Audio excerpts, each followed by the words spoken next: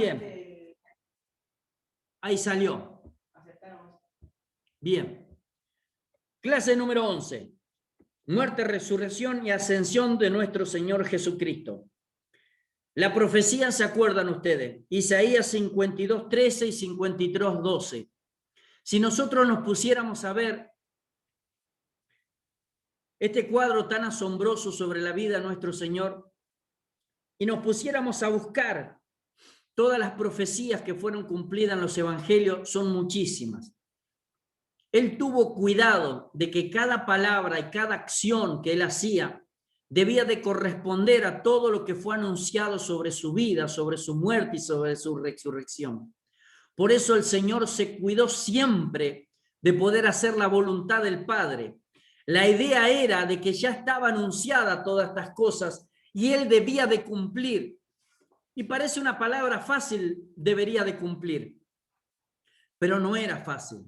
Él se preparó, él trató de que todas las cosas que venían en contra de su vida sabía que tenían un propósito eterno. Es más, ya veíamos viniendo de que lo encarcelaron de noche, lo enjuiciaron de noche, en contra de todas las leyes que venían ya ellos promulgando. No se podía enjuiciar de noche a una persona. No se podía enjuiciar a ninguna persona en una casa particular. Debería de hacerse en el templo, en un lugar donde se reunía el Sanedrín. Debería ser de día, jamás de noche. Pero todas estas cosas el Señor sabía de que debía de cumplir la voluntad del Padre. Por eso él se cuidó de cumplir siempre las cosas que fueron dichas por él. Isaías 53, el siervo sufriente, no faltó a ninguna de las promesas que había, ni a ninguna de las cosas que eran escritas sobre su vida. Y lo bueno es que nosotros leemos y cuando sufrimos sabemos que él las pasó. Y es interesante reconocer todos los eventos de la crucifixión de Jesús. El viernes de la fiesta de las Pascuas, ya había llegado la hora de sacrificarse por todos los pecados del mundo. Jesús se preparó para soportar la agonía de la cruz, pasando tiempo en oración con su Padre en el huerto de Getsemaní. Mire qué hermosa lección simplemente con mirar lo que Jesús hacía. Él sabía que iba a pasar un momento de agonía extrema.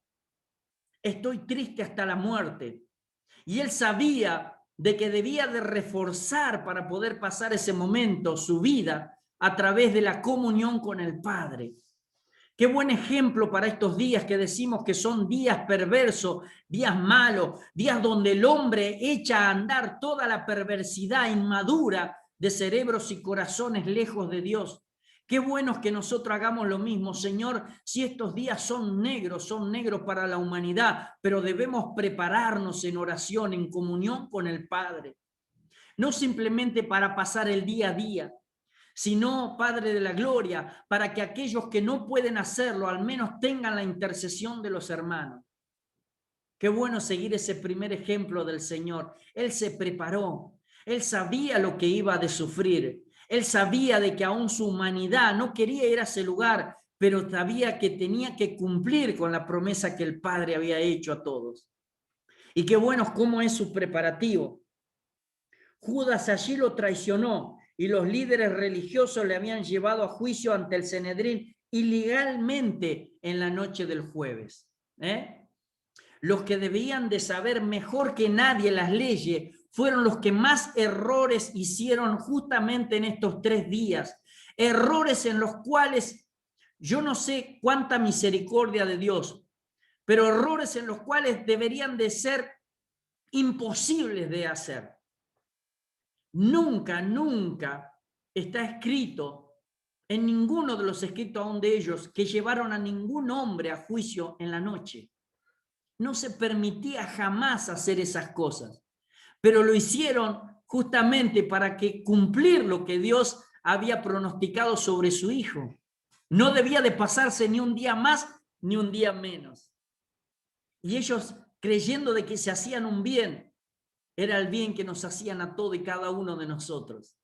Por eso le digo, los errores que cometieron era algo como imposible que se pudiesen cometer aún en esa época.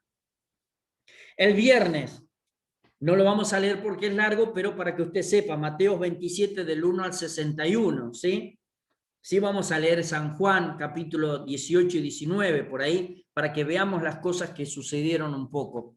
Pero es acá donde se empieza a explicar, donde empieza a saberse qué está pasando acá. ¿Qué pasa en el día viernes? Porque ellos ahora vienen de lo ilegal, ahora quieren hacerlo legal. Ya estaban seguros de poder crucificarlo. Ya tenían una sentencia ilegalmente que ahora la pasarían a la legalidad del Sanedrín, pero que simplemente podrían haber dicho no, pero esto fue tomado en un momento ilegal, cuando él dijo de que ya se declaró hijo de Dios. Y dice, a primera hora de la mañana del viernes, el concilio del Sanedrín se reunió otra vez para rectificar el fallo dado a la noche anterior, usando la misma pregunta que le hicieron la noche anterior y recibiendo de Jesús la respuesta idéntica. Decidieron mandarlo a Pilato para pedir sentencia de muerte. Ahora por fin tenían un cargo legítimo contra Jesús que los romanos podrían aceptar. Se había declarado Cristo el rey y solo el emperador podía llamarse rey. Mire la maldad, porque acá está donde el pueblo de Dios lo desprecia a Dios totalmente. Es acá donde el pueblo de Dios se olvida de la ley, de los mandamientos de Moisés.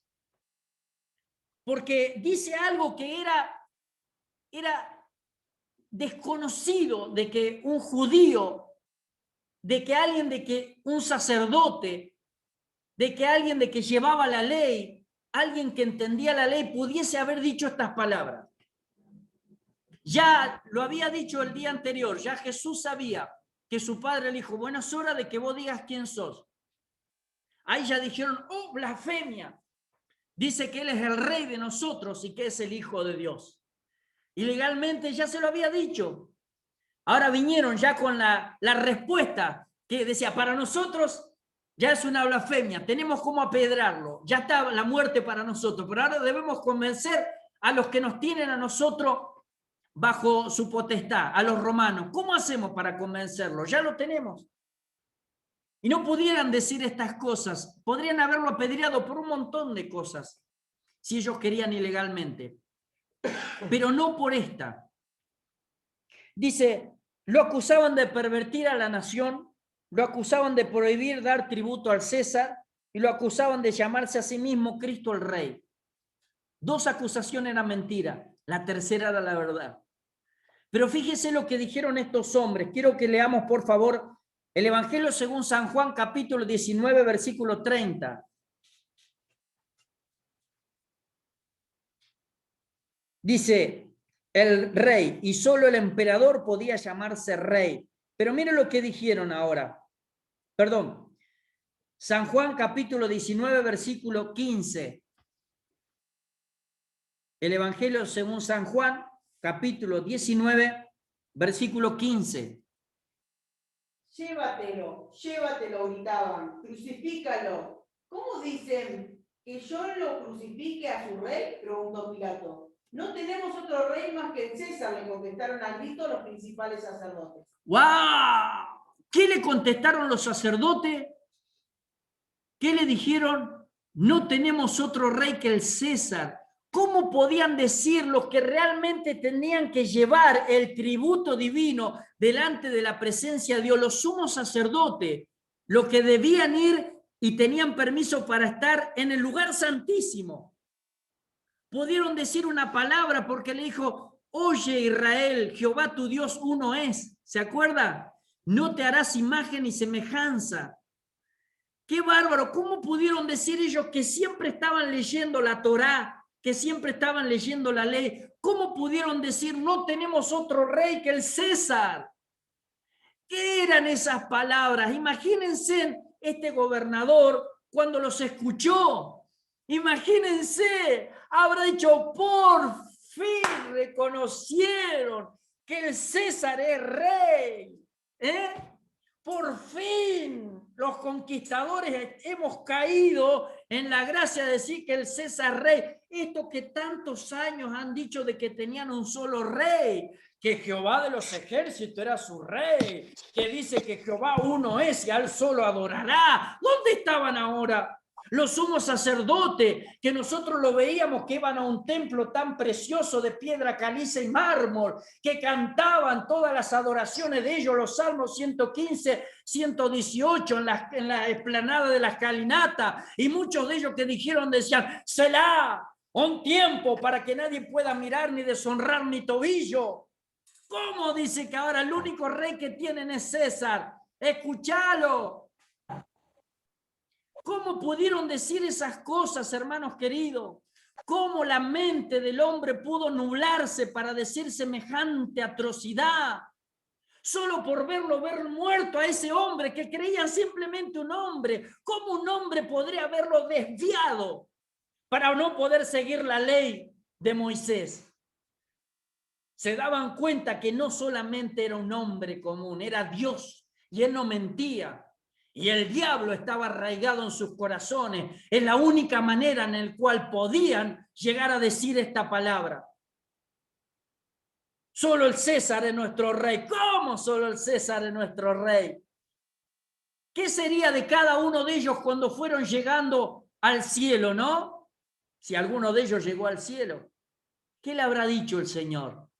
O si llegaron del otro lado, ¿no? De la cima, le habrán gritado al que estaba, al pobre, al mendigo, le habrán gritado del otro lado. Pero nosotros somos los sumos sacerdotes. ¿Cómo los sumos sacerdotes? Están donde está el rey de ustedes. Lo que ustedes declararon. Fíjense que por ahí debe estar el César, dando vuelta ahí, chamuscándose con ustedes. ¿Cómo pudieron decir estas palabras? ¿Se da cuenta, hermanos, las cosas que podían ser? Como el odio, el rencor, la falta de perdón. Miren las cosas que podemos ver acá en los corazones de estos sumos sacerdotes, no sacerdotes, sumos sacerdotes, que deberían de haber dicho, no, es imposible que yo pueda blasfemar en contra de mi Dios. No sé si él es hijo de Dios, pero si yo digo que él no es hijo de Dios, quiere decir que yo estoy diciendo que soy hijo de Dios. ¿Cómo puedo decir que mi rey entonces es el César? No puedo llegar a decir eso, no.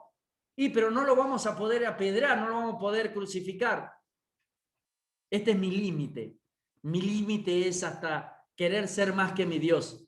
Mi límite es hasta donde no querer llegar a reconocerlo. Mi límite es hasta donde yo querer que blasfemar en contra del cielo. No lo dijeron. Sin ninguna duda, había más que odio y que rencor en esos corazones como para llegar a decir estas semejantes palabras. Por eso, imagínense la sorpresa de Jesucristo que estaba también ahí. Imagínense esto, cómo poder decirlo. ¿Cómo? ¿A su rey quiere que el coso? Podría haber dicho, si alguno hubiese tenido el corazón, y yo creo que alguno habrá dicho ahí, no, nuestro rey es Dios, no es él el rey. Nuestro rey es Dios en todo caso. Y no podemos nosotros crucificarlo a Dios, porque Jehová Dios está en el cielo. Nunca hubiese bajado si no lo hubiesen aceptado. Pero llegar a decir que el César es su rey, wow, ¿cómo hay que llegar? ¿En qué estado, no? Los sumos sacerdotes, ¿en qué estado de odio, de rencor, para poder decir, no importa que yo diga que mi rey es otra persona?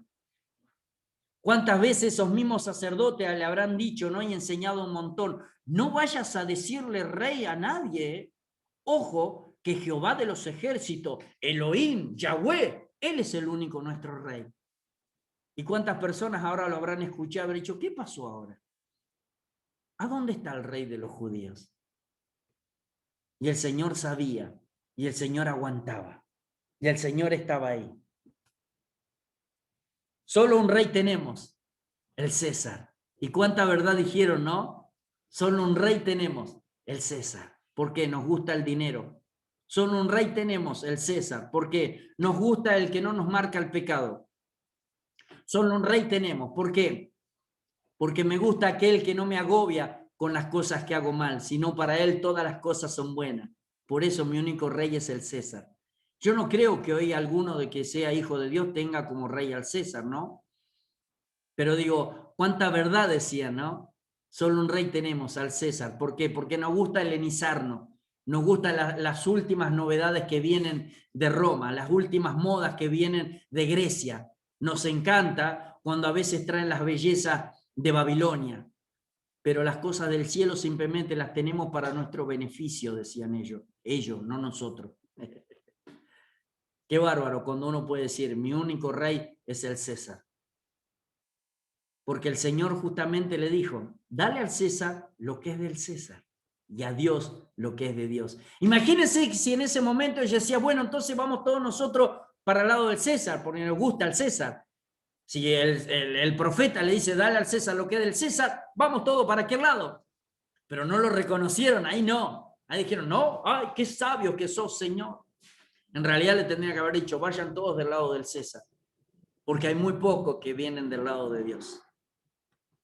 Cuando Judas se enteró del resultado del juicio hecho por los sacerdotes, quiso retractar lo que había hecho. Aunque el verbo en el verso 3 es traducido arrepentido, en griego solo indica que tuvo pena. No es lo mismo que el verdadero arrepentimiento, como en el caso de Pedro, que se demostró con acciones. ¿Cómo pudo Judas traicionar a su maestro y amigo? Lucas explica, entró Satanás en Judas. La única manera de poder traicionar a Cristo es cuando Satanás entra en la vida de alguien. Por eso los sacerdotes tenían en su corazón a Satanás. Por eso podían decir esas cosas.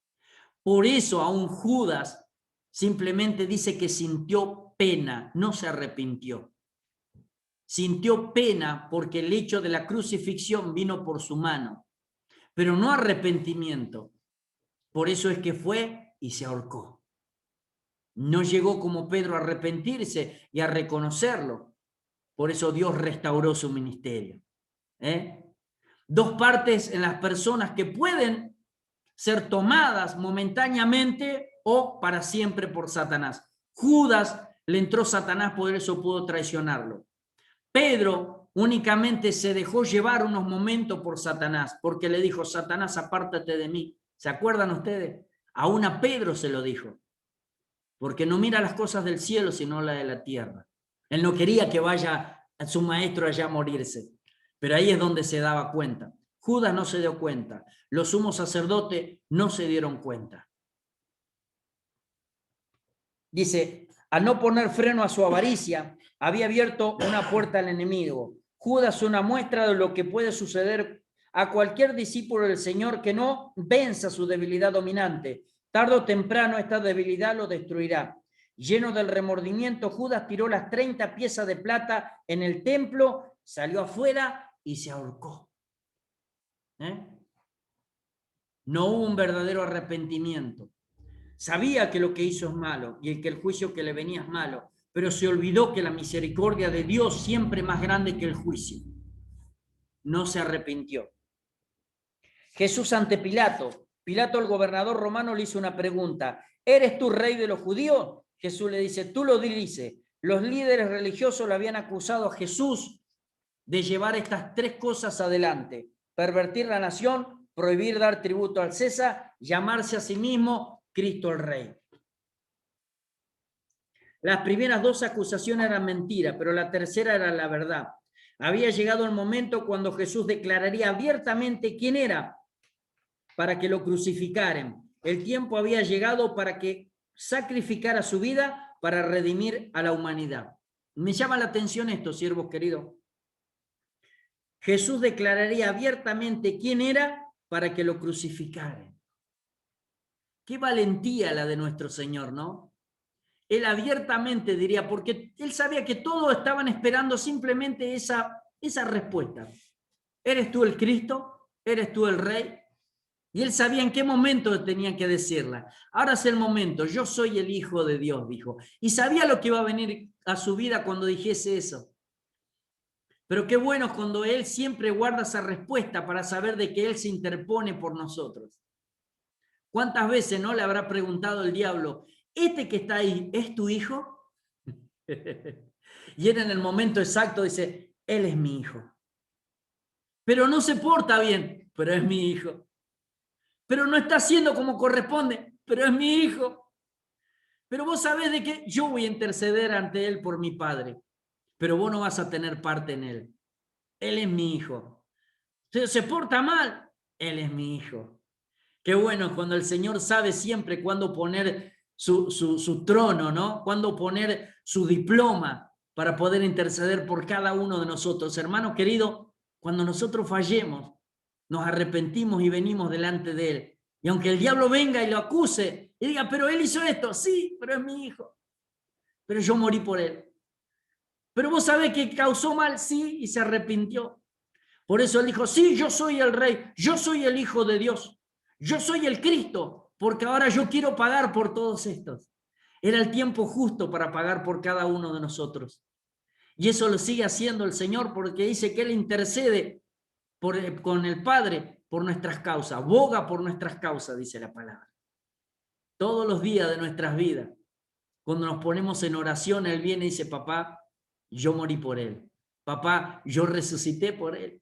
Papá, vos me mandaste y yo pagué por Él. ¿Cómo no estaba el Señor esperando el momento en el cual podía decirlo por todos, no? Y no solamente por sus 12 discípulos. Pilato realmente creía que Jesús era inocente, dice, y sabía que los sacerdotes le habían entregado solo por envidia. Así que él trató de liberarlo. Cuando supo que Jesús era de Galilea, le mandó a Herodes, el tetrarca de esa región, que se encontraba en Jerusalén. Acuérdense que empezamos a mirar dónde estaban todos estos que estaban en esta obra tan preciosa. En esos momentos para librarle del problema. Se enteró que era de Galilea, Herodes el tetrarca estaba en Jerusalén, dijo, ¿por qué no le llevan a él a ver si ve algo malo en este? Y dice Jesús ante Herodes, Lucas 23, del 6 al 12, por favor. Jesús ante Herodes, el tetrarca. Quiero que veamos algo. El Evangelio según San Lucas, capítulo 23, versículos 6 al 12.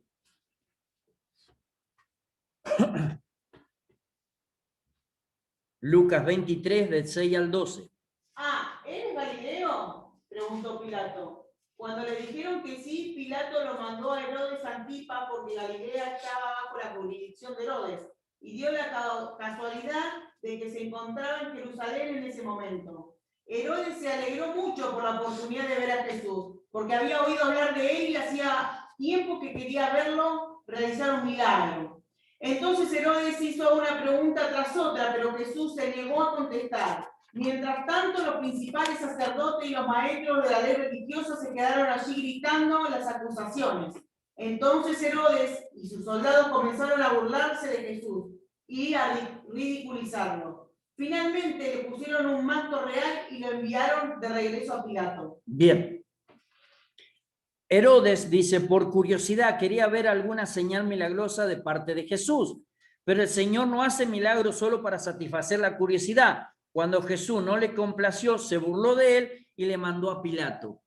Acuérdense que Herodes no era judío y Herodes había ganado todo eso, su padre, por una traición a los judíos. Él era idumeo.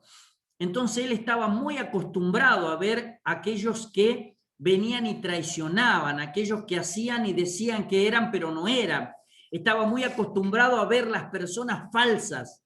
Entonces ya había visto a los celotes cuando se levantaron y no pudieron. Había visto a un montón de personas que se habían levantado en contra de todos los imperios y habían caído muertos. Cuando empezó a oír de Jesús, empezó a ver que hacía un montón de milagros y había dicho, che, ¿habrá habido alguien que realmente sea auténtico? Realmente no importa si es profeta, no importa si es el Jesús, el Cristo, porque él no era de esa tierra. Pero habrá habido alguien, habrá quedado alguien original. Por eso cuando vino lo llamó y dice, hacía tiempo que quería verlo a Jesús. Y lo primero que le pidió es la única manera en que yo vea que él es auténtico, si hace alguna señal. Por eso cuando él no entendió y cuando Jesús no hizo una señal para complacerlo a él simplemente porque era de otro lugar, se burló de él porque habrá dicho otro falso más como yo.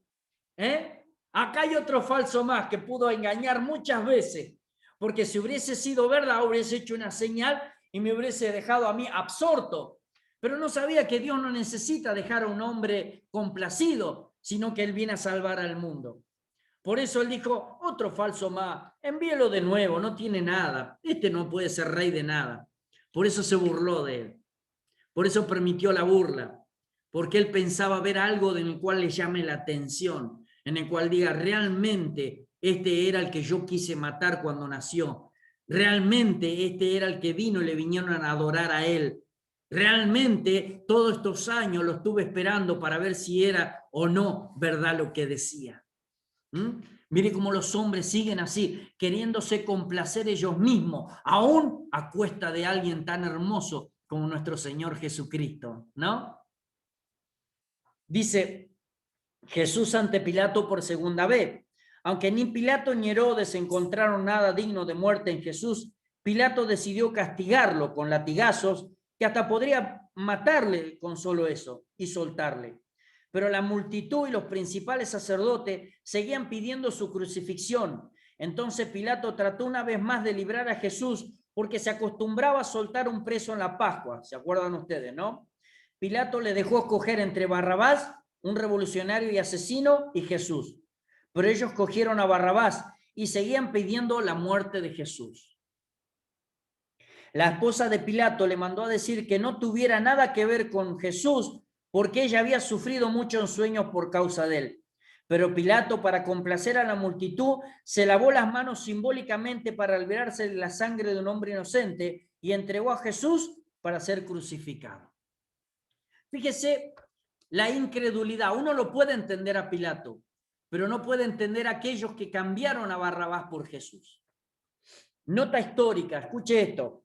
La tradición dice que la esposa de Pilato llegó a ser cristiana, pero Pilato nunca se arrepintió. 6 años después de la muerte de Jesús, Pilato compadeció ante las autoridades romanas para contestar acerca de las acusaciones que le hacían por haber matado sin causa a un grupo de samaritanos. Entonces allí se suicidó Pilato. Mire cómo terminó, ¿eh?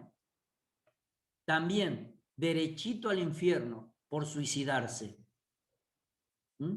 ¿De qué le sirvió toda la gloria que tuvo en esos momentos?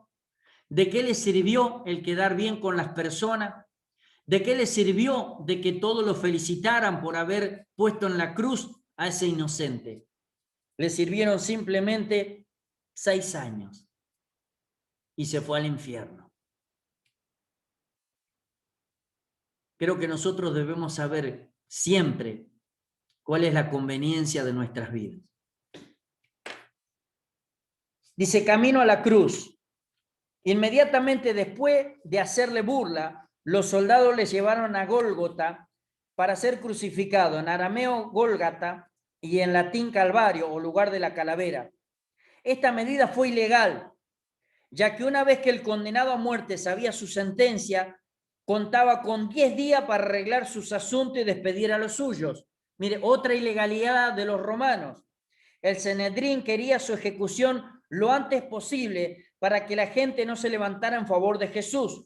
Una de las características del juicio hecho al Señor fue la rapidez inusual del proceso.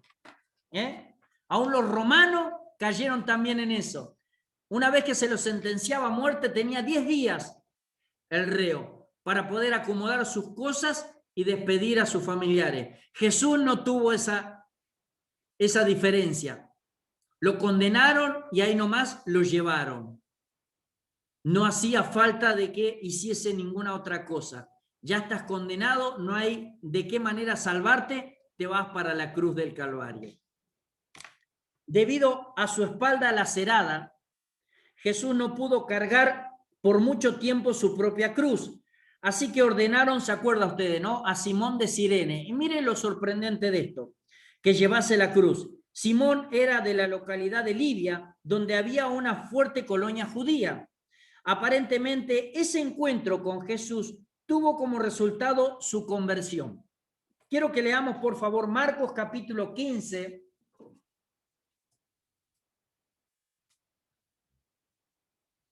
Marcos capítulo 15.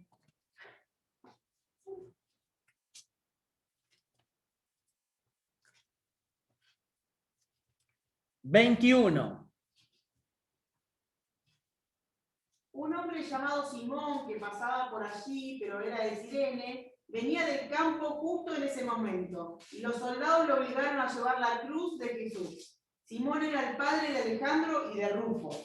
Simón era el padre de Alejandro y de quién, dice hermano querido? Rufo. De Rufo. Mire usted, por favor, Romanos capítulo 16, versículo 13. Está distraído hoy el diccionario. Romanos capítulo 16, versículo 13.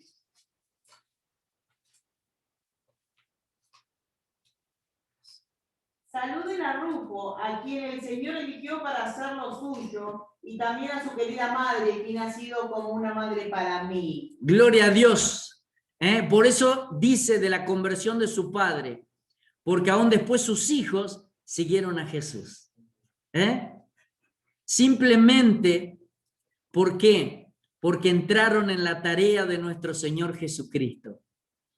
Qué bueno es que cuando entramos en la tarea de nuestro Señor Jesucristo, nuestros hijos sigan el camino. ¿Y qué tarea? Llevar la cruz. Ahora, fíjese un detalle, hermanos queridos. Ninguno de sus discípulos ayudó al Señor Jesucristo a llevar la cruz.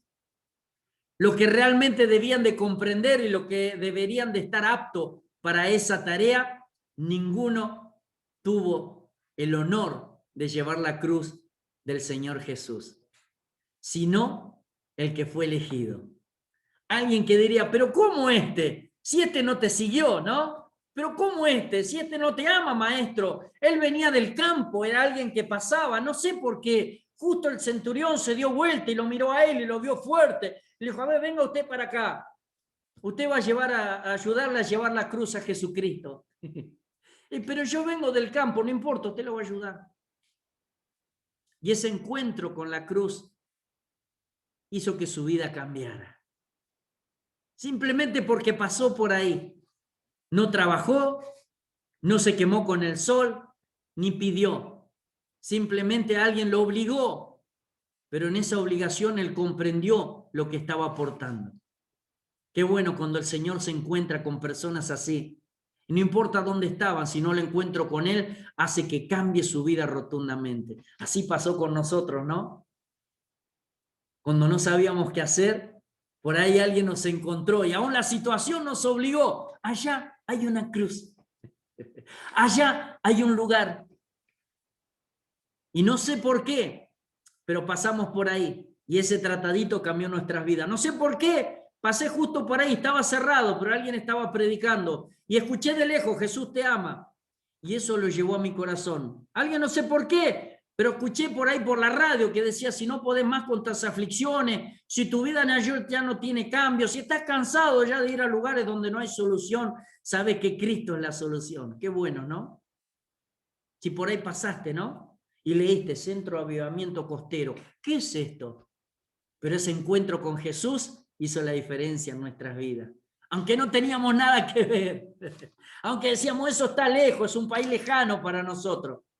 Pero nos dimos cuenta de que Jesús nunca está lejos. Lucas nos cuenta de la gran multitud del pueblo que seguían a Jesús rumbo al Calvario y las mujeres que lloraban por él. Jesús, siempre pensando más en otro que en su propio sufrimiento, le dijo que no lloren por él, sino por ellas mismas y su familia, que iban a pasar por la destrucción de Jerusalén por las manos de los romanos. ¿Qué significa la frase de Lucas 23:31? ¿Quiere leerla? Lucas 23:31.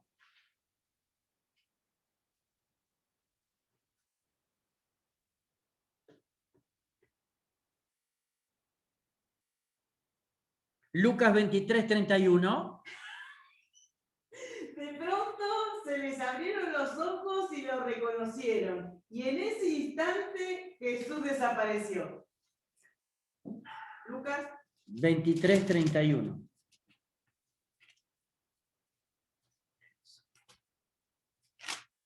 Pues, si estas cosas suceden cuando el árbol está verde, ¿qué pasará cuando esté seco? ¿Qué significa eso? ¿Qué quiso decir Jesús ahí, no? Vamos a ver si nos despertamos hoy. ¿Qué significa ahí? ¿Por qué dijo el Señor esto? Porque si al árbol verde hacen estas cosas, en el seco, ¿qué no se hará? Si los romanos eran capaces de crucificar al inocente, ¿cuánto más castigarían la rebeldía de Jerusalén en el futuro? ¿No? El Señor estaba sabiendo, si al inocente son capaces de hacer estas cosas, ¿cuántos más les van a hacer a ustedes que tienen culpa? Por eso Él le hacía propicio. No carguen con esa culpa, no sigan con esa culpa. Esa culpa los va a llevar a la destrucción, porque las personas son capaces de crucificar al que no les hace mal. ¿Cómo no van a crucificar al que tiene razón? Jesucristo le estaba diciendo, miren que van a hablar muy mal de mí, que nunca yo quise el mal para las personas. ¿Cómo no van a hablar mal de ustedes cuando muchas veces van a tener razón? Por eso no se enojen ustedes cuando muchas personas le dicen, los pastores solo quieren el diezmo, porque hay muchos que tienen razón y lo hicieron. Si la gente que está en la romanía, en el sistema que azota a Jesús todos los días, lo hace con el inocente, ¿cómo no lo va a hacer con el culpable? No se sorprendan de eso. Lo van a seguir haciendo. El sistema de la romanía siempre va en contra de Jesús. No esperen que a ustedes no le digan o le hagan algo parecido. Porque muchos van a tener razón. Porque hay muchos de ustedes que no buscan a Cristo ni hacen hablar de Cristo simplemente por llegar al cielo, sino por negocio. Y ustedes van a sufrir el vituperio también. Porque si al árbol verde le hicieron eso, ¿cuánto más al seco? Dios siempre nos tiene en esa advertencia, pero sabe el Señor las cosas que las personas pueden hacer cuando están lejos de Él. Acusar, mentir, robar, suicidar, matar, asesinar. Del corazón salen estas cosas, dice, los pleitos, las guerras, las fornicaciones, los adulterios, las maldades. El Señor sabía que estas cosas van a seguir sucediendo. Por eso dice, acuérdense en que al árbol verde, al inocente se lo hicieron. ¿Cuánto más al seco? Por eso nosotros debemos de tratar de no estar seco. De no tener alguna culpa para que ellos puedan decirlo. A eso se refiere. Tratemos de no darle la razón a las personas para que hablen mal de Jesucristo por medio del Evangelio. Y eso es lo bueno, que el Señor está juntando este remanente en el cual tenemos ganas de servirle, en el cual reconocemos esto que el Señor pasó, pero con la alegría de que lo hizo para que seamos salvos, hermano querido. Las 3 primeras horas de la cruz. La crucifixión alrededor de las 9 de la mañana, la hora tercera. Pilato puso Jesús, rey de los judíos, como inscripción sobre la cruz en 3 idiomas. Esto demuestra la universalidad de su reino. Aunque fuera hecho en burla, fue un testimonio de la verdad. Los soldados soltearon la ropa de Jesús, cumpliendo con la profecía de Salmos 22, 18. Uno de los malhechores puso su fe en Jesús y fue salvo en las últimas horas de su vida. El otro, juntamente con los enemigos de Jesús, le hicieron burla, cumpliendo profecías Salmos 22, capítulos 7 y 8, y Salmos 109, 25. Sigue el Señor cumpliendo las profecías sobre su vida. Jesús pronunció 3 frases importantes en las primeras horas en la cruz, todos con relación a otros. Oración a favor de los enemigos. Padre, perdónalos porque no saben lo que hacen. Promesa al malhechor arrepentido. ¿Se acuerdan? De cierto te digo que hoy estarás conmigo en el paraíso. Encomendó la vida de su madre a Juan. He aquí tu madre, le dijo a Juan, ¿no? Siempre formando familia. Las 3 horas finales en la cruz, ¿sí? Acuérdense que él murió a las 3 de la tarde, ¿sí? Al mediodía se produjo un hecho inexplicable. Una densa oscuridad cubrió toda la tierra hasta la hora 15, cuando Jesús expiró. Parece que Dios hubiera querido ocultar del ojo humano a su Hijo en su estado de hacerse pecado por toda la raza humana. El dolor físico era intenso, pero el dolor espiritual al hacerse pecado, siendo Jesús santo y puro, debe de haber sido mucho mayor. Acuérdese de que Él era santo, de que Él era puro, y por nosotros se hizo pecado. Él no tuvo pecado por experiencia, sino que llevó nuestros pecados para salvarnos. Es como uno no quiere ensuciarse, pero se ensucia por amor a otro. como usted sabe que usted se cuida de no embarrarse, pero tiene que ayudar a otro y para ayudar a otro tiene que poner sus piecitos en el barro. Entonces ya no lo hace porque a usted le gustó, sino para ayudar a otro. Algunos lo hacen con una complacencia preciosa, otros lo hacen a rajasdiente, pero lo bueno es que se haga, ¿eh? Cuando nos ensuciamos para ayudar a otro. Dios lo hizo para ayudar y librar a toda la humanidad. Por eso cuando pensamos en eso, no nos queda nada más que el hermoso beneficio de poder ayudar a otro. Jamás pagaríamos ayudando a no sé cuántos millones de billones de personas, no pagaríamos la deuda que nosotros teníamos y que Dios la cargó en sus lomos. Qué bueno darnos cuenta de eso, de no olvidarnos nunca de eso, hermano querido. Durante las últimas horas en la cruz, pronunció 4 frases importantes, todas con relación a su experiencia y necesidades. Una palabra de consolación. Dios mío, ¿por qué me has desamparado? Mateo 27, 46. ¿Se acuerda? Elí, Elí, lama sabataní. Dios mío, ¿por qué me has desamparado? Dios no lo abandonó a su Hijo, 2 Corintios 5, 19, sino que se ocultó de él y cortó la comunicación, por lo que Jesús se sintió abandonado, experimentó el castigo que corresponde a un pecador. No tener conexión con Dios. Qué bueno que es el Señor que nos da la posibilidad de arrepentirnos para volver a tener comunión con Dios. Una palabra de angustia, tengo sed.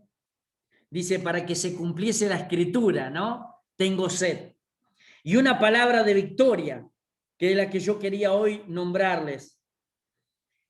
Dice, consumado es. Y qué buena esta palabra, porque tiene un propósito. Tetelestai, que es en griego, significa no solamente que fue la única victoria, sino significa es la victoria.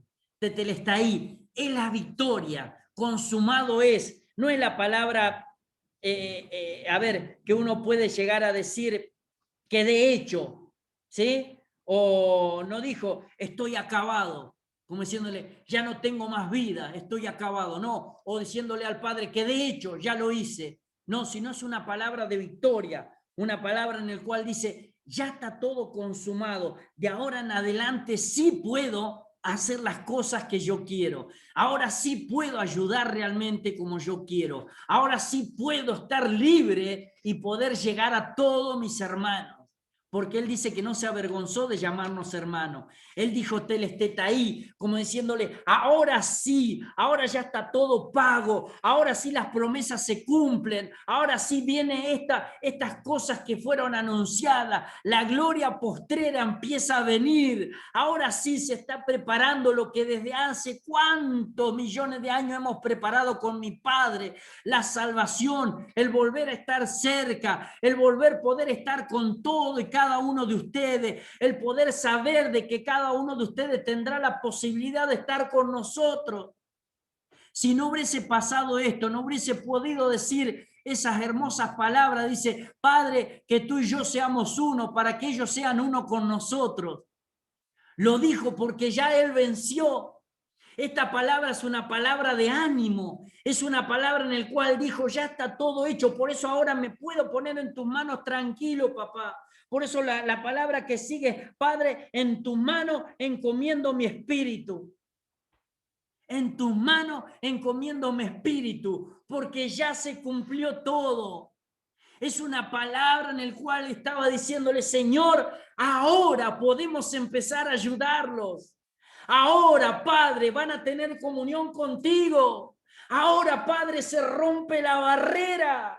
Ahora, Padre, va a ser el momento en que tú puedas romper esa barrera que les impedía entrar al lugar santísimo. El Padre estaba esperando también este momento en el cual su Hijo dijera justamente teletestai, ahora puedo romper el velo, ese velo en el cual cuánto tiempo tuvo a mis hijos fuera de mi presencia. La culpa era de ellos, sí, yo se lo anuncié, por cuanto todos pecaron, fueron destituidos de la gloria de Dios, pero mi Hijo dijo la palabra en el cual restituyó todas las cosas. Esa palabra era de triunfo. Consumado es, no era una palabra de tristeza, sino era la carga de toda la alegría que tenía acumulado el Señor. Era eso que estaba, que reventaba al Señor y que seguía sufriendo en su carne. ¿Cuándo voy a poder decir que mi Padre ya puede actuar? ¿Cuándo voy a poder decir que ya les voy a empezar a mostrar las glorias postreras? De hecho, vamos a ver qué fue lo que sucedió cuando dijo consumado es y entregó confiadamente su espíritu al Padre. Hubo terremoto, se abrieron los sepulcros. ¡Wow! Diciendo, ¿qué pasó acá? Dijeron los romanos. Se partió el velo, dijo, realmente este era el Hijo de Dios, alguien que no tenía conocimiento de qué estaba diciendo, alguien que no conocía lo que eran los ritos que estaban ahí, alguien que no conocía cómo lo hacían y por qué lo hacían, alguien que había oído cómo lo traicionaban a este su rey. Teletestaí, dijo. Ya está, Padre, ya está. Se terminaron los pecados del mundo. Ya está, ahora existe el perdón, la misericordia y la era de la gracia. Entró la dispensación de la gracia. Entró en el cual todas las personas pueden levantar su corazón, su mano y sus ojos y decir que acepto como mi único Señor y Salvador. Teletestaí. Ya está, Señor, ya dejo de sufrir en mi carne, pero ahora empieza lo que está esta consumación tan linda. Voy allá abajo para que tengan testimonios aquellos de que nadie me puede retener. Voy allá abajo, Padre, para tener las llaves de la muerte y del Hades. Voy allá abajo para que tú me levantes en victoria, para que las huestes y potestades de maldad sean exhibidas públicamente y yo suba y todos puedan decir de que hay alguien que intercede, un sacerdote eterno. Teletestaí, la mejor palabra que pueda haber para nuestras vidas, porque el Señor la hizo permanente. Una palabra de gran victoria. Consumado es. Ya nadie más va a necesitar pagar porque nadie pudo, pero yo sí, consumado es. Padre, devuélveme al lugar donde estaba, porque desde allá voy a ayudarlos a todos hasta el día en que tú marques que yo vaya a buscarlos y los traiga a mi presencia. Voy a preparar morada, porque en la casa de mi Padre muchas moradas hay. Gloria sea al Señor. ¿Sabe qué? La traducción correcta, voy a preparar mansión en el cielo. Nada de un tabernáculo terrenal, nada de una casita ni una carpa, sino estas mansiones celestiales para cada uno de nosotros.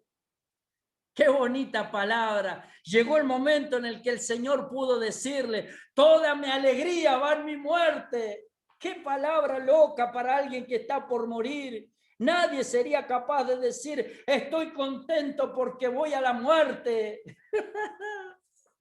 Y eso es lo que nosotros tenemos que tener como bandera. Estamos contentos porque pasamos de muerte a vida. ¿Cuál es el problema si el Señor viene a buscarnos? El único problema es que no queden muchos sin la salvación, pero mi vida ya está en el cielo por fe. Su vida ya está en el cielo por fe. Teletestaí. Oiga, debe de regocijarse cuando usted lee eso y enseñar que es la palabra más perfecta que el Señor pudo pronunciar.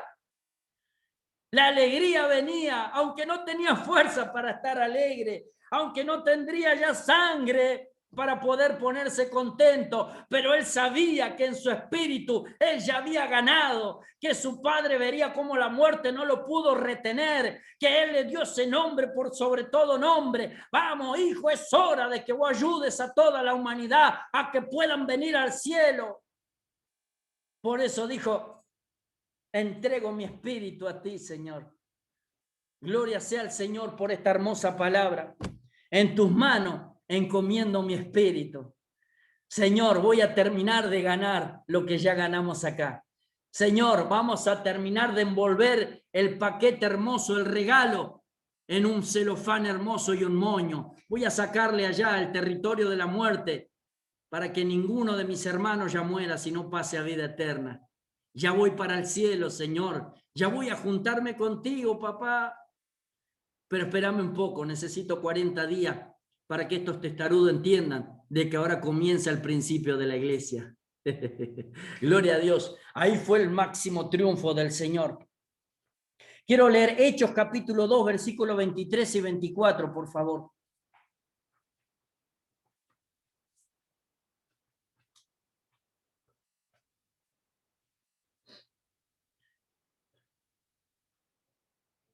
Hechos capítulo 2, versículos 23 y 24. Pero Dios sabía lo que iba a suceder y su plan predeterminado se llevó a cabo cuando Jesús fue traicionado. Con la ayuda de gentiles sin ley, ustedes lo clavaron en la cruz y lo mataron. Pero Dios lo libertó de los terrores de la muerte y lo volvió a la vida, pues la muerte no pudo retenerlo bajo su dominio. ¡Gloria a Dios! Qué bueno cuando Pedro anuncia esto. Qué bueno cuando se lo dice de la mejor manera posible. Al Cristo, al que ustedes crucificaron. Pero sus intenciones fueron los que lo crucificaron. Pero sus egoísmos fueron los que lo crucificaron. Sus pecados fueron los que los crucificaron. Pero su Padre lo levantó de la muerte, porque la muerte no podía retenerlo. Qué bueno es tener un Señor así, donde la muerte no puede retenerlo. Qué bueno, porque pasó ese dominio, nos dio a nosotros, diciéndole, ya la muerte no tiene potestad con ustedes. ¿Cómo no sentirse gozoso de pertenecer a este reino? ¿Cómo no sentirse gozoso con un sacerdote así? ¿Cómo no sentirse contento con alguien que nos redimió y tiene tanta capacidad de amor? ¿Quién puede rechazar ese amor? En San Juan 19, 31, 37 se nos cuenta que los judíos rogaron a Pilato que se le quebrasen las piernas de Jesús y los dos malhechores para que no quedasen en la cruz en el día de reposo. Algunos crucificados tardaban hasta 4 días en morir. Los soldados vinieron y quebraron las piernas de los malhechores, pero cuando llegaron a Jesús, como le vieron ya muerto, no le quebraron los pies, cumpliendo la profecía acerca de él en Salmos 34, 20. Mire, sigue cumpliendo aún las profecías del Señor. Uno de los soldados le abrió el costado con una lanza y al instante salió sangre y agua, símbolo de redención y evidencia de la humanidad de Jesús. Esto se cumple todavía otra profecía en Zacarías 12:10. Mirarán al que trasvasaron. Dice, fenómeno después de la muerte de Jesús. El velo del templo se rompió desde arriba hacia abajo. ¿Sabe usted que el velo del templo no era una sábana finita, sino era muy gruesa? ¿Sí? Era un conjunto de tela que era muy grueso, era imposible que se rompiese fácilmente. Dios mismo rompió el velo que separaba el lugar santísimo del lugar santo, dando libre acceso a él después de la muerte de Cristo. Hubo un terremoto. Algunos santos resucitaron y aparecieron a muchos. Acá hay algo que yo quiero que entendamos, hermanos queridos. Parecería que los que resucitaron y bien él murió, pero no fue así. Quiero que leamos Mateo capítulo 27, versículo 53, por favor.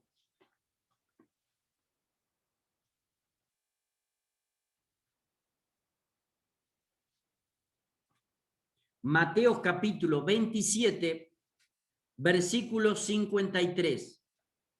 Salieron del cementerio luego de la resurrección de Jesús, entraron en la ciudad santa de Jerusalén y se aparecieron a mucha gente. Bien, o sea, después de la resurrección de Jesús, ¿sí? Bien, para que entendamos de que Él es el primogénito aún de los resucitados.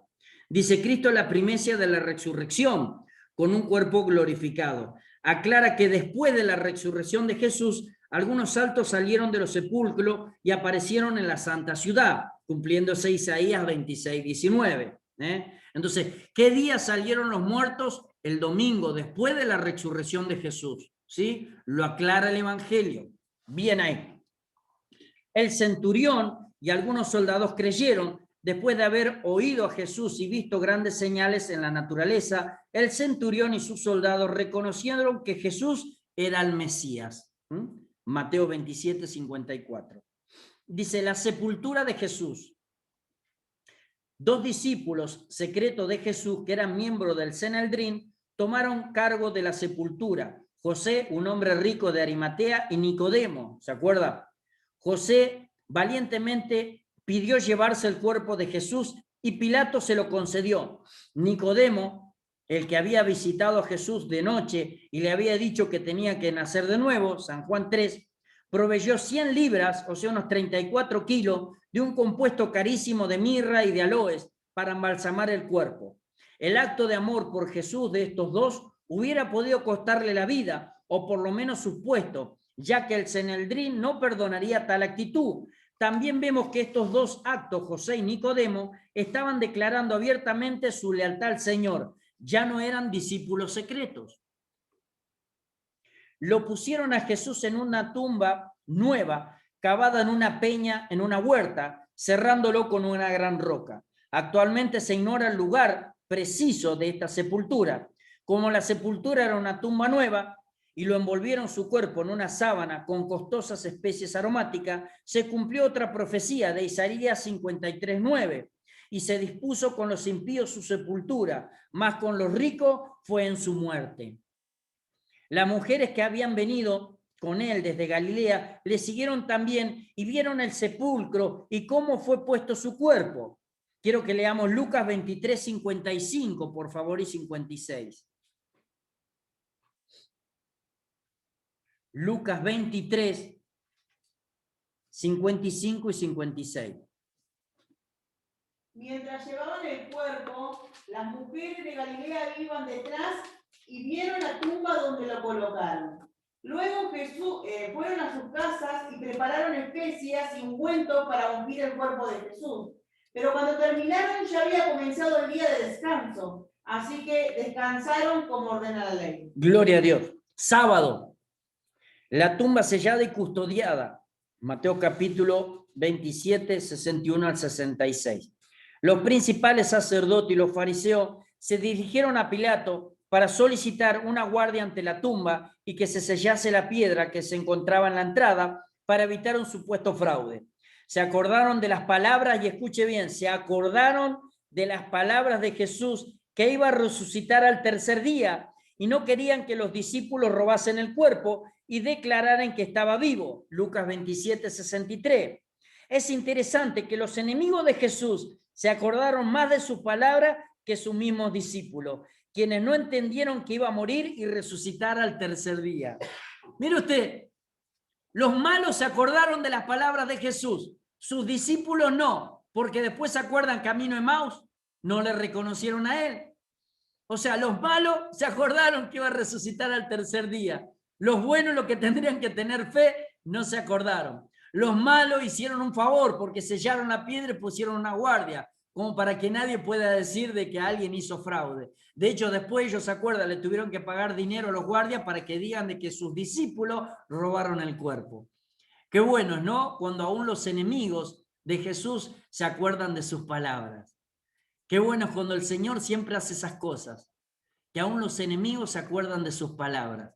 Aún los que adoran al mal muchas veces dicen que lo hacen en el nombre de Jesús. Se acuerdan también de las palabras del Señor, que el Señor le otorgue arrepentimiento a todos sus enemigos. Gloria sea al Señor por este sentimiento en cada uno de nosotros. Los enemigos de Jesús sellaron la tumba y pusieron a los guardias, pero no se daban cuenta de que no habría sepulcro alguno que pudiera retener a Cristo. Lo que hicieron fue una prueba más de que realmente resucitó de los muertos, porque nadie hubiera podido robar su cuerpo de allí. Domingo de resurrección. Dice, si la muerte de Jesús crucificado sobre un madero fue la máxima humillación, su resurrección y ascensión juntamente marcan su exaltación máxima y victoria sobre la muerte y el pecado de la humanidad. Filipenses 2, 8 al 9.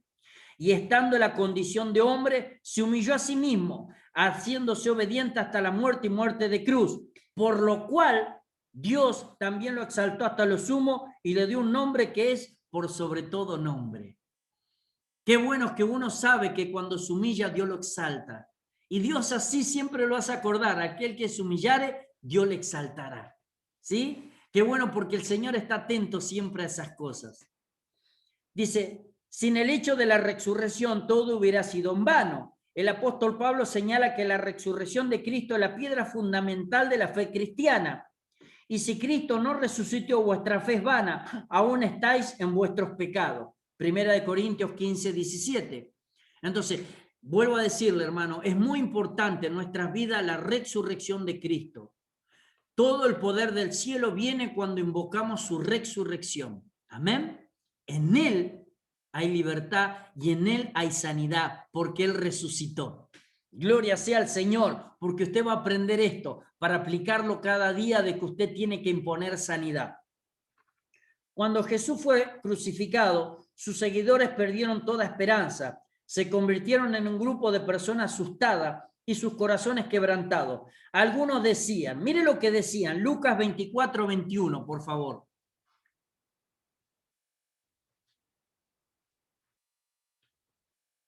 Nosotros teníamos la esperanza de que fuera el Mesías que había venido para rescatar a Israel. Todo esto sucedió hace 3 días. ¡Qué lindo! Otra vez, Lucas 24, 21. Nosotros teníamos la esperanza de que fuera el Mesías que había venido para rescatar a Israel. Todo esto sucedió hace 3 días. Miren lo que pensaban sus discípulos. Dice, nosotros esperamos que Él era el que había de redimir a Israel. Ojo que estamos hablando de los discípulos, los que estuvieron con Jesús, los que lo vieron crucificado, los que lo vieron que lo enterraron. Simplemente debían de esperar, porque no había otra manera. Simplemente debían de esperar. No eran muchos los días, pero mire cómo puede venir el desgano simplemente cuando debemos de esperar. Qué bueno que nosotros aprendemos no a estar desganados, sino a esperar. Cuando nosotros empezamos a esperar en Él, Él sabe las cosas que debe hacer. Si nos desganamos, parece que nuestra fe falla, pero si esperamos en Él, nuestra fe sigue intacta. Dice, sin embargo, los acontecimientos del primer día de la semana los transformaron completamente. No solo estaba vacío el sepulcro, sino que Jesús se apareció a 16 personas en 5 ocasiones. El Mesías había triunfado sobre la muerte, estaba vivo. Al leer los diferentes relatos acerca de la resurrección en los 4 evangelios, da la impresión de que existen discrepancias entre ellos. Marco menciona que 3 mujeres fueron al sepulcro, mientras que Mateo solo menciona 2 y Juan 1, María Magdalena. Mateo y Marco dicen que había un ángel en el sepulcro. Lucas señala a 2. Marcos y Juan afirman que Jesús se le apareció a María Magdalena. Mateo solamente indica que se le apareció a las mujeres que fueron al sepulcro. Para resolver alguna diferencia, tenemos que reconocer que siempre hay diferencias en la manera en que 2 testigos presentan su descripción del mismo evento. Una tiende a observar y recordar elementos distintos dentro del cuadro general. No es necesario suponer que todas las mujeres que fueron al sepulcro fueron en un solo grupo. Es posible que hubiera más de uno. Tal vez María Magdalena, la otra María, Mateo 28:1, y Salomé fueran las primeras en llegar y después llegaron Juana y las otras mujeres de Galilea. Lucas 24:10. Vamos a ver eso. ¿Cuántos ángeles había? Dice, había 2 presentes, pero Mateo y Marcos solo mencionan el que habló, con el que atrajo la atención de los 2 primeros evangelios, y omiten decir que había 2 ángeles allí. O sea, ellos escribieron que le habló uno, pero no dijeron que había 2. Los otros porque no hablaron y vieron a los 2. Bien, el orden de los eventos en la mañana de la resurrección. Y acá es donde yo quiero que prestemos atención un poquito. Y que esto le sirva a usted para que usted pueda consultarlo. Jesús resucitó mientras iban al sepulcro las mujeres. La guardia volvió a Jerusalén para dar aviso a los principales sacerdotes, quienes le pagaron para decir que los discípulos habían robado su cuerpo. Las mujeres llegaron al sepulcro y los ángeles le informaron de lo sucedido. Las mujeres regresaron a Jerusalén para dar las buenas nuevas a los discípulos, quienes al principio dudaron de lo mismo. Pedro y Juan fueron al sepulcro y lo encontraron vacío y volvieron a Jerusalén. María Magdalena y la otra María regresaron al sepulcro y así se les apareció Jesús. Esta fue la primera aparición del Señor resucitado. ¿A quién se le aparece por primera vez el Señor resucitado? A María Magdalena y la otra María. Entonces, las primeras evangelistas fueron mujeres. Bien.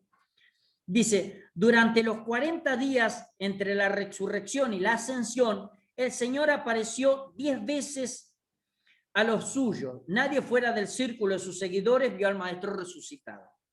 Primero apareció a María y a Magdalena y la otra María.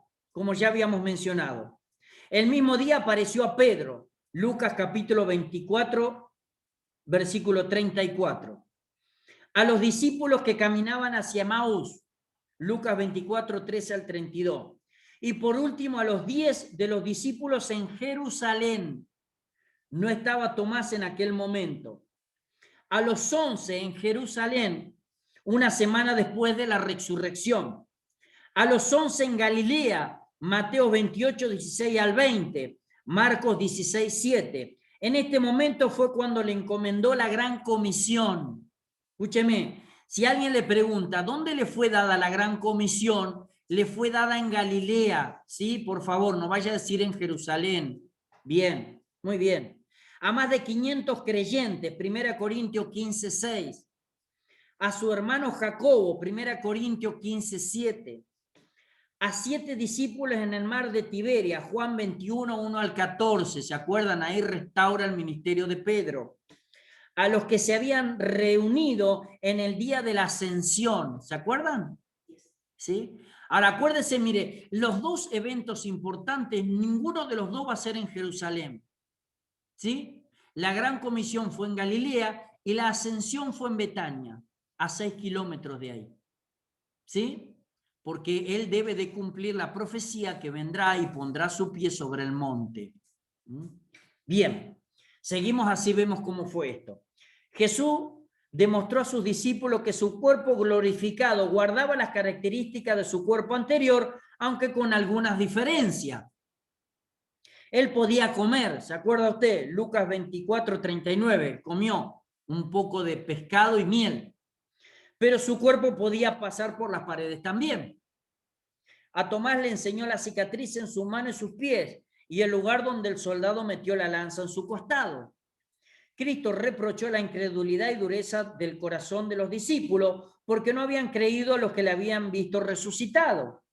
Después les dio un gran mandato, la gran comisión, con una promesa, que estaré con vosotros hasta el fin del mundo. Bien, y Jesús se acercó y les habló diciendo, toda potestad me dada en el cielo y en la tierra, por tanto id y haced discípulos a todas las naciones, bautizándole en el nombre del Padre y del Hijo y del Espíritu Santo, enseñándoles que guarden todas las cosas que me he mandado, y aquí yo estoy con vosotros todos los días hasta el fin del mundo. ¿Sabe por qué le aclaré de que el gran mandamiento fue en Galilea? Acuérdese de que fue la receta, si usted quiere decir, para cómo empezar a bautizar a los que todavía no conocían la verdad que conocían los hebreos. Por eso es que fue dada la gran comisión en el nombre del Padre y del Hijo y del Espíritu Santo, para que nadie los engañe después con hechos de los apóstoles diciendo que es solamente en el nombre de Jesús, ¿sí? Bien, gloria sea al Señor. Si alguno tiene esa duda, por favor, después dígamelo y yo se lo aclaro con todas las luces para que nadie pueda engañarlo, ¿sí? Bien ahí, gloria sea al Señor. También Jesús le abrió el entendimiento para que comprendiese la Escritura que no habían entendido anteriormente y les hizo una promesa y un mandato más relacionando con la gran comisión. Necesitaban el poder del Espíritu Santo para cumplir ello, ¿sí? Entonces le dijo, no se vayan porque serán embestidos, ¿no?, dentro de muchos días con la promesa que le hizo el Padre, con el poder del Espíritu Santo. Bien, he aquí yo enviaré la promesa de mi Padre sobre vosotros, pero quedad vosotros en la ciudad de Jerusalén hasta que seáis investidos del poder de lo alto. Entonces le dijo, quédense. Por eso él fue a Galilea y los trajo de nuevo a Jerusalén. Bien, la ascensión, por eso le digo, tenemos hasta ahora que la gran comisión fue dada en Galilea. Ahora vamos a ver dónde él fue ascendido. Lucas, que es Lucas capítulo 24, versículos 50 al 53. Vamos a leerlo. Lucas capítulo 24, versículos 50 al 53. Entonces Jesús los llevó a Betania, levantó sus manos al cielo y los bendijo. Mientras los bendecía, los dejó y fue levantado al cielo. Entonces ellos lo adoraron y regresaron a Jerusalén llenos de gran alegría y pasaban todo el tiempo en el templo adorando a Dios. Gloria a Dios. Se fueron hasta Betania, el Señor fue tomado a lo alto y ellos volvieron a Jerusalén. Entonces, la ascensión no fue en Jerusalén, sino 6 kilómetros más allá en Betania. y volvieron a Jerusalén. Y lo bueno es lo que siguieron haciendo ellos, sabiendo de que el maestro había triunfado y se le había ido, pero sabiendo que debían esperar ese poder de lo alto. Pero no se quedaron. Dice, Marcos nos cuenta que los discípulos salieron después de la ascensión a predicar en todas partes, ayudándole al Señor y confirmando la palabra con señales que le seguían. ¿Se acuerdan? Marcos 16:20. Esto no contradice lo que Lucas contó, sencillamente nos agrega otro detalle importante. Debemos seguir el ejemplo de ello. Primeramente debemos adorar al Señor de todo corazón por todo lo que Él ha hecho por nosotros, asistiendo a las reuniones de las iglesias, bendiciendo su nombre. A la vez debemos proclamar las buenas nuevas con gozo, donde quiera que el Señor nos mande, esperando que Él confirme su palabra con señales que siguen a los que creen. Gloria sea al Señor. Mire, hermano querido, quiero que se quede con esto. Telestetai. No hay una mejor palabra pronunciada y por Dios. Es la palabra en la cual nos da a nosotros la esperanza, la fe y la vida eterna. Es la palabra que el Señor anunció, aunque estaba con mucha debilidad, fue con el gozo mayor que pudo decirlo nuestro Padre Celestial. El Señor sabía que desde ahí en adelante el amor de Él se iba a duplicar en todas las personas. Por eso Él pasó los 40 días enseñándole en la persona de Jesús sobre el reino de Dios. Él tenía ganas de decir, ya no quiero que ustedes aprendan ahora de ese Jesús que vieron en la cruz. Era necesario, porque ¿cuántas veces se lo anunció? 3 veces dice que se lo anunció en la última semana de que Él iba a morir y que le iba a sufrir. Pero Él decía, no quiero que se queden con ese recuerdo. Quiero enseñarles de la misma manera que lo hice con tanto amor desde que ustedes me siguen. Pero quiero enseñarle a ustedes ahora con el gozo y la alegría que invaden mi corazón, porque ya ustedes triunfaron por cuanto yo triunfé. Entonces, quiero impartirles también el gozo del triunfo, no la tristeza de la cruz, sino el gozo del triunfo. Era necesario la tristeza de la cruz, pero ahora es más necesario el gozo del triunfo. Por eso somos pentecostales, porque hemos decidido seguir en el triunfo, porque hemos decidido que la cosecha no se termina hasta que Él dice basta. Y cuando Él diga basta, vamos a estar ahí en el cielo. Es el gozo, Telestetai dijo eso, lo que completó, no que dijo me pongo a cuenta, ya llegué, apenas te puedo pagar, ya está hecho, Señor, sobra todavía un montón, pero eso que sobra es para que mis hermanos, mi pobreza, se hagan ricos. Hasta que yo venga, tienen que ser ricos. En la pobreza que Él se hizo, dice que nos hizo millonarios del amor, de la fe, de la fuerza, de la resurrección de nuestro Señor Jesucristo. Telestetai es la palabra que a nosotros nos debe impulsar todos los días a poder querer llegar al cielo. Y la única manera que se hace es por medio de Jesucristo, nuestro Señor. No se olvide, mi hermano querido, venimos de gloria en gloria, de poder en poder, porque Él dijo que abriré ríos en sequedales, y así somos nosotros, llevando el agua del Espíritu Santo donde no lo hay, llevándole vida a los huesos secos, muertos, llevando la esperanza donde dicen que no puede haber. Gentil, ¿se acuerda? Galilea, Galil, tierra de gentiles, donde fue y llegó la gran luz, donde había muerte y le resplandeció la luz de vida. Así es, donde hay gentiles, somos nosotros la luz de vida de Cristo, porque Él ganó en esa cruz el derecho para regalarnos, no a nosotros. Gloria sea al Señor, mi hermano querido. Vamos a orar. Acuérdese, esto no termina. Seguimos con Romanos para poder ver la justificación del hombre, para poder aprender un poquito más de las cosas que nos competen al cielo. Telestetai, que esa palabra le quede siempre recordando para que alguno que quiera entristecerlo, no, nuestra tristeza es porque Él sufrió, pero nuestra alegría es porque Él venció. Más fuerte la alegría del poder de Cristo que la tristeza de una cruz. Gloria sea al Señor si comprendimos esto y sigamos avanzando en el reino de Dios. Vamos a orar, mis hermanos queridos. Padre, te damos gracias, Señor. Espíritu Santo, gracias, gracias, gracias por esa hermosa palabra, Señor, que has pronunciado en la cruz del Calvario. Esa palabra de alegría, de gozo eterno. Esa palabra de triunfo que nos ha traído a nosotros el poder del reino de Dios porque al Padre le ha placido. Gracias por Telestai, Señor. Consumado es, Señor. Gracias porque has pagado, Señor, y de sobra para que nosotros seamos ricos en ti, Señor. Danos la fuerza todos los días de ser nuevos, porque tú no te cansas de hacer nuevas cosas en nuestras vidas todos los días. Si estamos en Cristo Jesús,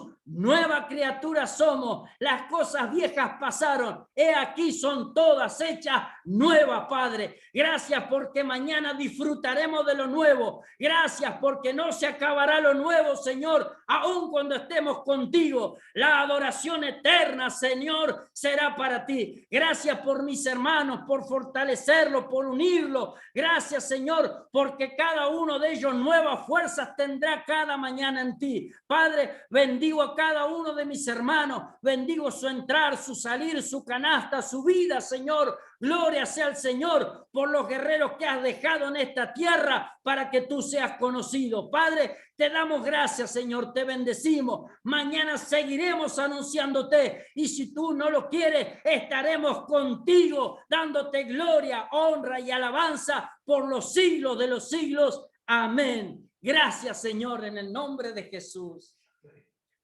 Mis hermanos queridos, pueden abrir el micrófono. Si alguno tiene una